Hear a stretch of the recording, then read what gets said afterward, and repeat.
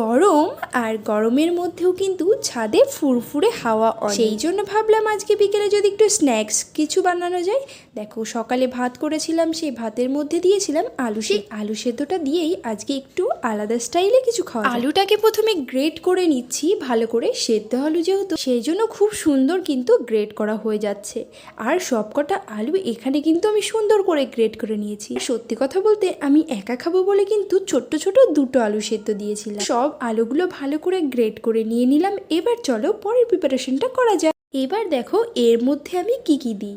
সব আলু গ্রেট করা হয়ে গেছে, এর মধ্যে দিয়ে দিচ্ছি একটু জিরে গুঁড়ো, দিয়ে দিচ্ছি একটু গোলমরিচ গুঁড়ো, আর দিচ্ছি লঙ্কা গুঁড়ো। যেহেতু আমি একটু ঝাল ঝাল খেতে ভালোবাসি সেই জন্য কিন্তু একটু লঙ্কা গুঁড়োর পরিমাণটা একটু বেশি দিই। তারপর দিয়ে দিলাম এর মধ্যে পরিমাণ মতো নুন আর একটু আদা কুচি। এই আদা কুচিটা যখন মুখে পড়বে না খেতে দারুণ লাগে। সবকিছু দিয়ে খুব ভালো করে সবকিছু মিশিয়ে নিই। আর এটা আর একটু মুচমুচে করার জন্য এর মধ্যে দিয়ে দেবো কর্নফ্লাওয়ার। অনেকে আবার চালের গুঁড়োও দেয়, চালের গুঁড়ো দিলেও হবে, আমার কাছে কর্নফ্লাওয়ার আছে আমি তাই কর্নফ্লাওয়ারই দিয়ে দিচ্ছি। কর্নফ্লাওয়ারটা দিয়ে আবারও ভালো করে সবকিছু মিশিয়ে একটা ডো বানিয়ে নিই। ডোটা কিন্তু অনেক সফট হয়েছে আর ভালোই শক্ত হয়ে গেছে, মানে তুমি যদি একটা এখন ছোট ছোট লেচি কেটে নিয়ে হাতের মধ্যে দিয়ে একটা শেপ দিতে চাও তোমার হাতে কিন্তু আটকে যাবে না। তো দেখো ডোটা এত সুন্দর সফট হয়েছে, আমি তারপর দেখো ছোট্ট ছোট্ট সব লেচিগুলো কেটে নিচ্ছি। আর কেটে কিন্তু আলাদা করে একটা ছোট্ট ছোট্ট শেপ দিচ্ছি। এইরকমভাবে শেপও দিতে পারো, আবার তোমাদের মন পছন্দ মতো তোমরা শেপ দিতে পারো। আমি কিন্তু এরকম একটু লম্বা লম্বা শেপ দিয়ে নিই। এইভাবে কিন্তু সব কটা শেপ দিয়ে এবার চলো ভেজে নিই।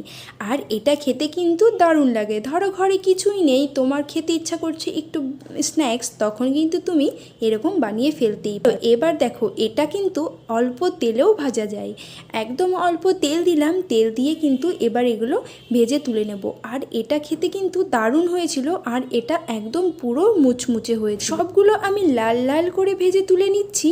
আর তারপর ভেজে তুলে নিয়ে একটা ভেঙে দেখলাম ভেতরে কিন্তু খুব সুন্দরভাবে কুক হয়েছে। আচ্ছা বলো তো তোমাদের কাদের কাদের আমার মতো এইরকম মাঝে মধ্যেই বাইরে থেকে কিছু কিনে খেতে ইচ্ছা করে? আমার তো খুব খেতে ইচ্ছে করে, আর সেই জন্যই দেখো আমি কিন্তু ঘরেই আলাদা আলাদা কিছু বানিয়ে খাওয়ার চেষ্টা করি। ইউটিউবে তো অনেক ভিডিও পাওয়া যায় যেগুলো দেখে তোমরাও কিন্তু অনেক কিছু বাড়িতে ট্রাই করে খেতে পারো।